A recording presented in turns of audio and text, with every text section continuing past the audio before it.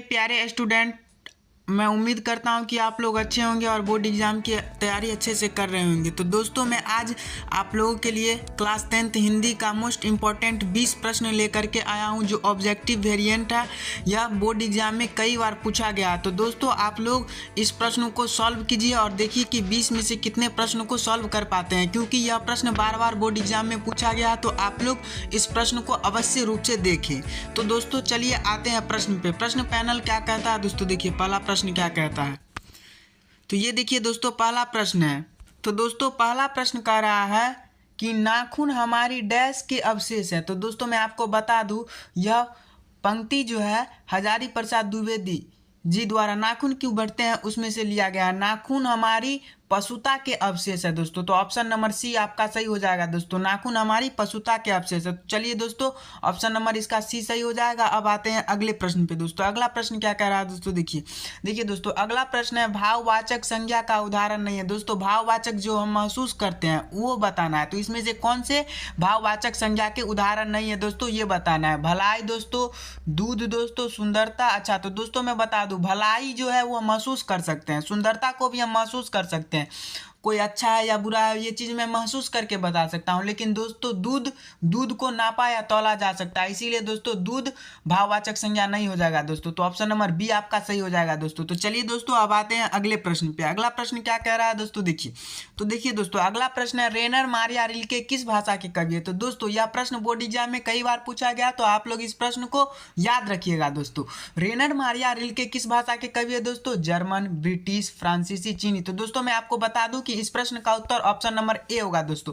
वे German भाषा के कवि थे, और वे जर्मन भाषा के कवि होने के पश्चात वे भारत के संस्कृत भाषा में उद्गत हुए, मतलब प्रक्षिप्त हुए थे। तो चलिए दोस्तों, अब आते हैं अगले प्रश्न पे। अगला प्रश्न क्या कह रहा है दोस्तों, देखिए दोस्तों, अगला प्रश्न है स्वदेशी शीर्षक पाठ के रचनाकार है। दोस्तों, स्वदेशी पाठ है वह एक कविता है दोस्तों। स्वदेशी उस पाठ के रचनाकार कौन है दोस्तों, रामधारी सिंह दिनकर, मालधनी, श्यामधन, प्रेमधन। तो दोस्तों, मैं बता दूं कि स्वदेशी पाठ के रचयिता प्रेमधन जी है। तो दोस्तों, ऑप्शन नंबर डी आपका सही हो जाएगा। चलिए दोस्तों, अब आते हैं अगले प्रश्न पे। अगला प्रश्न क्या कह रहा है दोस्तों, देखिए दोस्तों, अगला प्रश्न है द्विवेदी जी से किसने पूछा था नाखून क्यों बढ़ते हैं। दोस्तों, हजारी प्रसाद द्विवेदी जी से किसने पूछा था कि नाखून क्यों बढ़ते हैं, लड़के ने, लड़की ने, पत्नी ने, नौकर ने। तो दोस्तों, मैं आपको बता दूं कि हजारी प्रसाद द्विवेदी जी की बेटी जो लड़की थी वो उनसे पूछे थे कि पिताजी नाखून क्यों बढ़ते हैं। तो ऑप्शन नंबर बी आपका सही हो जाएगा दोस्तों। ये सब प्रश्न आप लोगों को याद रखना है, क्योंकि यह सब प्रश्न बोर्ड एग्जाम में कई बार पूछा गया है। क्वेश्चन बैंक से भी आप लोग एक बार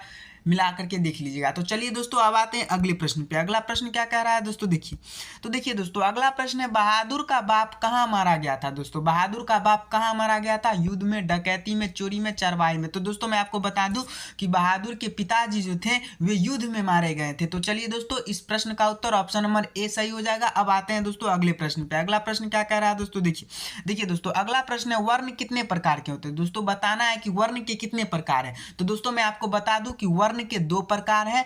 पहला दोस्तों स्वर वर्ण और दूसरा व्यंजन वर्ण।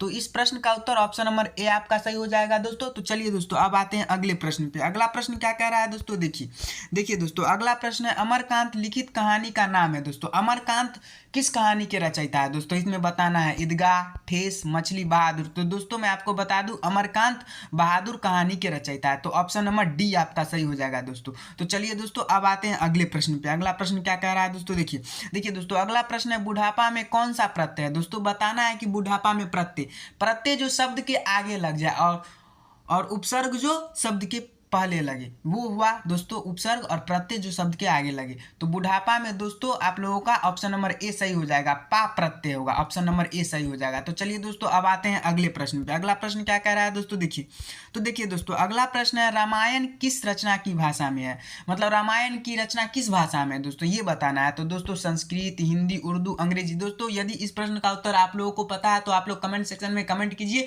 कि इस प्रश्न का उत्तर क्या हो सकता है। वैसे मैं आपको बता दूं कि रामायण जो है वह संस्कृत भाषा में उद्गत है, मतलब संस्कृत भाषा में इसकी रचना की गई है। तो ऑप्शन नंबर ए आपका सही हो जाएगा दोस्तों। तो चलिए दोस्तों, अब आते हैं अगले प्रश्न पे। अगला प्रश्न क्या कह रहा है दोस्तों, देखिए दोस्तों, अगला प्रश्न है बहादुर को कितने रुपए की चोरी का इल्जाम लगा था। दोस्तों, बहादुर चैप्टर है एक, उसमें बहादुर को कितने रुपए चोरी का इल्जाम लगा था दोस्तों? 10 रुपये, 11 रुपये, 12 रुपये, 13 रुपये। दोस्तों यदि आप लोग उस चैप्टर को अच्छे से पढ़िएगा तो उसमें 11 रुपये के चोरी का इल्जाम लगाया गया था बहादुर को। बहादुर मतलब लेखक के यहाँ रहते थे बहादुर, तो लेखक के रिश्तेदार उन पे चोरी का इल्जाम लगा दिए थे कि 11 रुपये मेरे चुरा लिए। तो ऑप्शन नंबर बी आपका सही हो जाएगा दोस्तों। चलिए दोस्तों अब आते हैं अगले प्रश्न पे। अगला प्रश्न क्या कह रहा है दोस्तों? देखिए दोस्तों अगला प्रश्न है, वाणी कब विष के समान हो जाती है? दोस्तों इस वर्ड मतलब इस सारांश का जिक्र किस पाठ में किया गया है दोस्तों? राम नाम के बिना, तीर्थ यात्रा के बिना, ज्ञान के बिना, इनमें से कोई नहीं। तो दोस्तों इस पाठ का बिना राम नाम बिनु बिरथी जगी जन्मा में किया गया है, जिसके रचयिता गुरु नानक जी हैं दोस्तों, जिनका जन्म 1469 ईस्वी में या 69 ईस्वी में हुआ था दोस्तों। ठीक से याद नहीं दोस्तों? तो चलिए दोस्तों इस प्रश्न का उत्तर मैं आपको बता दूं कि वाणी कब विष के समान हो जाती है? राम नाम के बिना, राम नाम के बिना, तीर्थ यात्रा के बिना, ज्ञान के बिना, या इनमें से कोई नहीं। तो दोस्तों मैं आपको बता दूं कि राम नाम के बिना वाणी विष के समान हो जाती है। तो दोस्तों ऑप्शन नंबर ए आपका ये सही हो जाएगा। तो चलिए दोस्तों अब आते हैं अगले प्रश्न पे। अगला प्रश्न क्या कह रहा है दोस्तों? देखिए दोस्तों अगला प्रश्न है क वर्ण उच्चारण स्थान क्या है? क वर्ण का उच्चारण स्थान क्या है दोस्तों? तो इसका एक ट्रिक है दोस्तों, अगर आप लोगों को नहीं आता है तो आप लोग कमेंट सेक्शन में कमेंट कीजिए, मैं आप लोगों को वो ट्रिक बता दूंगा कि कैसे हम उच्चारण स्थान को पहचान सके, उच्चारण स्थान कैसे पहचाना जा सके। तो सर दोस्तों मैं आपको बता दूं कि क वर्ण का उच्चारण स्थान कंठ है। क से कंठ यानी क वर्ण का उच्चारण स्थान कंठ है, तो ऑप्शन नंबर डी आपका सही हो जाएगा दोस्तों। तो चलिए दोस्तों अब आते हैं अगले प्रश्न पे। अगला प्रश्न क्या कह रहा है दोस्तों? देखिए दोस्तों अगला प्रश्न है, बिस्मिल्लाह खां के साथ किस मुस्लिम पर्व का नाम जुड़ा हुआ है दोस्तों? तो इसमें बताना है कि बिस्मिल्लाह खां के साथ किस मुस्लिम पर्व का नाम जुड़ा हुआ है। तो ऑप्शन नंबर ए में क्या दिया है दोस्तों? ईद, बकरीद, शबे बारात, मुहर्रम। तो दोस्तों आप लोगों में से यदि किसी को भी इस प्रश्न का उत्तर पता है तो आप लोग कमेंट सेक्शन में कमेंट कीजिए दोस्तों। तो मैं अगले प्रश्न पे आता हूँ दोस्तों। अगला प्रश्न क्या कह रहा है दोस्तों? देखिए दोस्तों अगला प्रश्न है, दिनकर की किस कृति के लिए ज्ञानपीठ पुरस्कार मिला है दोस्तों आप लोगों को मैं बता दूं कि दिनकर जी को दो चीज पे पुरस्कार मिला था, वो काफी प्रसिद्ध प्रचलित है।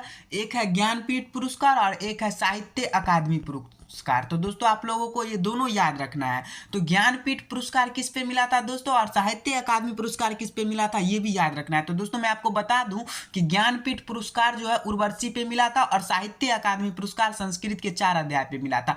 बोर्ड एग्जाम में आपको मिल सकता है ज्ञानपीठ पुरस्कार की जगह पर साहित्य अकादमी पुरस्कार। तो आप लोग याद रखिएगा कि साहित्य अकादमी पुरस्कार संस्कृत के 4 अध्याय पे मिला था और ज्ञानपीठ पुरस्कार उर्वशी पे मिला था। तो दोस्तों इसमें प्रश्न में पूछा गया है ज्ञानपीठ पुरस्कार, तो ऑप्शन नंबर सी आपका सही हो जाएगा दोस्तों। ऑप्शन नंबर सी आपका सही हो जाएगा। तो चलिए दोस्तों अब आते हैं अगले प्रश्न पे। अगला प्रश्न क्या कह रहा है दोस्तों?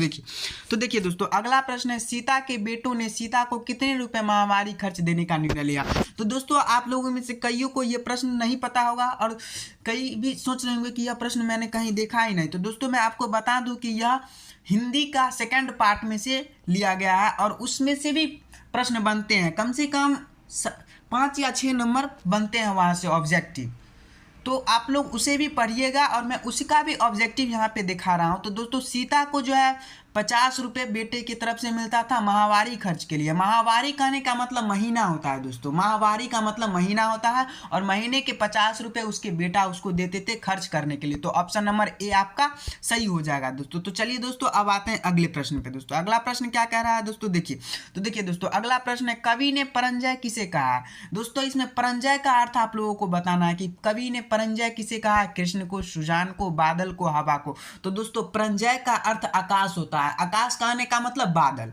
तो ऑप्शन नंबर सी आपका सही हो जाएगा दोस्तों। चलिए दोस्तों आप लोग याद रखिएगा कि परंजय कहने का मतलब बादल नहीं या आकाश, बादल या आकाश होता है दोस्तों। आप लोग याद रखिएगा, बादल के जगह पे ऑप्शन में आपको आकाश भी मिल सकता है। तो आप लोग घबराइएगा नहीं, आप लोग आकाश में टिक मार दीजिएगा। ऑप्शन नंबर सी आपका सही हो जाएगा दोस्तों। तो चलिए दोस्तों अब आते हैं अगले प्रश्न पे। अगला प्रश्न क्या कह रहा है दोस्तों? देखिए दोस्तों अगला प्रश्न है, बेतमा दान पत्र किस समय का है दोस्तों? इसमें बताना है कि बेतमा दान पत्र किस समय में, 1020 ईस्वी में, 1021 ईस्वी में, 1022 ईस्वी में, 1023 ईस्वी में। तो देखिए दोस्तों इस प्रश्न का उत्तर यदि आप लोगों में से किसी को पता है तो आप लोग कमेंट सेक्शन में कमेंट कीजिए कि इस प्रश्न का उत्तर क्या होगा। वैसे मैं बता दूं कि इसका उत्तर 1020 ईस्वी होगा दोस्तों। बेतमा दान पत्र 1020 ईस्वी का समय है दोस्तों, समय काल है। तो ऑप्शन नंबर ए आपका सही हो जाएगा दोस्तों। तो चलिए दोस्तों अब आते हैं अगले प्रश्न पे। अगला प्रश्न क्या कह रहा है दोस्तों? देखिए दोस्तों अगला प्रश्न है, मिट्टी की अबोध मूर्ति कौन है? इसमें बताया गया कि मिट्टी की अबोध मूर्ति किसे किसे की कहा गया है दोस्तों? तो नेता को, जनता को, अधिकारी को, मंत्री को। तो दोस्तों किसकी उपमा दी गई थी? जो मिट्टी की अबोध मूर्ति किसे माना गया है? जनता को दोस्तों। नेता उस पे राज करता है देश पे, तो जनता को अबोध मूर्ति माना गया है, मिट्टी की तरह। तो ऑप्शन नंबर बी आपका सही हो जाएगा दोस्तों। यह रामधारी सिंह दिनकर जी का कविता है दोस्तों। तो ऑप्शन नंबर बी आपका सही हो जाएगा। तो चलिए दोस्तों